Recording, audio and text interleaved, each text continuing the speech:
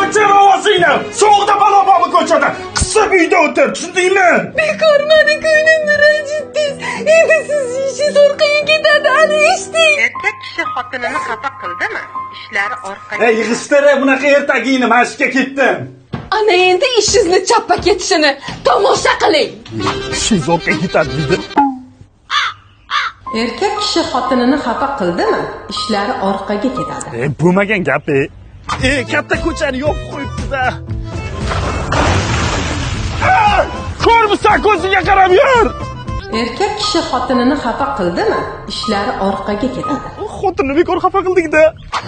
Opim bu chetdan 1 litr yog' uchun emas, qishlog'im uchun ovoz bersam bo'lar ekan.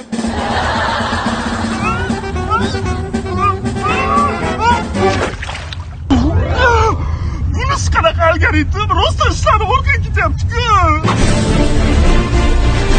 Onash, boshqa kiyimlarini ber.